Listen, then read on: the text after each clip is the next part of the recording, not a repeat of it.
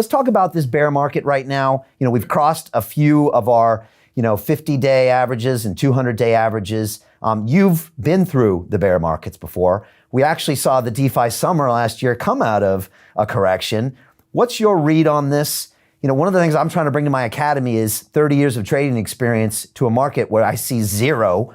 And I see a lot of newbie behavior, a lot of panicking, a lot of people telling me how they got diamond hands while their hands are melting off. And just, again, not very intelligent trading strategies at all. What do you tell people to do in a quote unquote bear market? How should people behave or think or have discipline when something like this happens? Well, the bear market is when you get rich, for sure. The bear market is where all the money is made in crypto.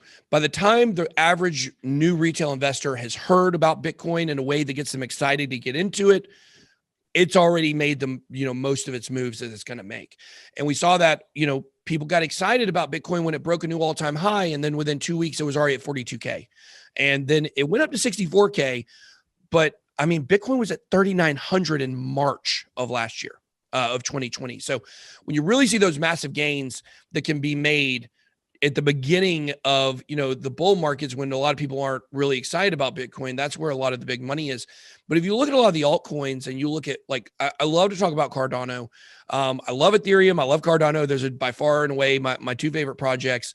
But Cardano was, right now it's at $1.28 as of the time of this recording, or right before we came on air here at least. It got all the way up to $2.50 at the peak about six weeks to 2 months ago, somewhere in that range. It was at a penny to 2 pennies for almost the whole bear market between 2018 and early 2020. That's where you make all the money.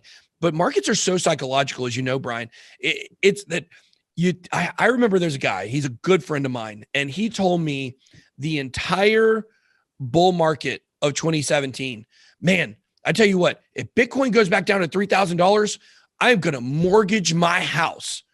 You know what happened? It went down to $3,000. You know what happened? He didn't mortgage his house. Yep. Because the fear that comes in when it drops, it just pulls that momentum away. And that's what causes people to leave crypto. The stats say if you're in crypto for 4 years or more, you'll become wildly rich, period. As long as, you're not investing $1. As long as you're putting money into crypto and you stick through an entire 4-year cycle, you are going to make so much money because the gains are astronomical from the bear market. So I want to be clear about that. The bear market is where the money is made. Are we in a bear market right now? Now, that's a great question, and it's a very complicated question because all we really have to base where Bitcoin is today on is where Bitcoin has been throughout history. And that is something that we've really done on my channel for years. And that's really why my channel blew up. One of the reasons over the last year and a half is because we were so dead on because we used the history to judge where it's going. And up until the last 2 months, we had been dead on with where it was going to. But more recently, things have gotten a little fuzzy. So we have three bull markets in history to look at. You have the 2013, 2014, you have 2016, 2017, and you have today. Okay.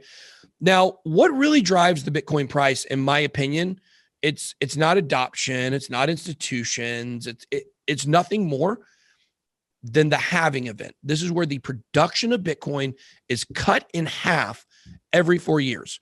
To put that in perspective, right now, about 900 Bitcoin per day are being created. In 2024, that number is going to be cut down to 450 Bitcoin per day. That's through Bitcoin mining, which is a whole different subject. My favorite number in Bitcoin, my very favorite number, my very favorite statistic to talk about is that when you look at the 12-year history of Bitcoin, this shows the compound effect of that cut in production. In 2009, there were 50 Bitcoin mined per block. Today, we're down to 12.5 due to all of the halving events, okay? Or actually 6.25. When you look at the first 12 years of Bitcoin, 18.7 million Bitcoin have been mined in 12 years. 18.7 million in 12 years. The last Bitcoin does not get mined until 2140, so 119 years from now. 12 years, 18.7 million Bitcoin. 119 years, there's only 2.3 million left total to mine. The last Bitcoin cycle, there will only be one half of one Bitcoin mined in 4 years. It's mind-blowing when you think about that compound effect of the cut of production. Right now, 900 Bitcoin being mined per day, Grayscale, PayPal, Square, and MicroStrategy, not even counting Tesla. Between those 4 companies alone, they're buying over 2,000 Bitcoin per day. There's only 900 being made per day. That puts into perspective how much demand there is now. And every 4 years, we go through a supply shock, okay? That is what really drives the price of Bitcoin. It's not, did Goldman Sachs tweet about Bitcoin today? It's not, does Tesla think Bitcoin mining is great or bad today based on, the whim of I call him the muskrat, okay? That's not what drives the Bitcoin price. It's a halving event. None of the fundamentals of Bitcoin have changed between today and 2 months ago when it was at an all-time high of $64,000. And when you zoom out, overall, the price always goes up. But understanding that 4-year cycle is so important. I say all that to sum it up is this. In 2013, we had an 83% dip in the middle of a bull market. Everyone thought it was the bear market, it was over. By the end of 2013, it had one more massive leg up. In 2017, we never had that. We did have a retest of a Fibonacci level that matched 2013, its dip, but it was not as dramatic. People look at the 2017 market as basically just went straight up left to right, okay? There were certainly corrections, but there was never over a 40% correction in the latter half of that bull market.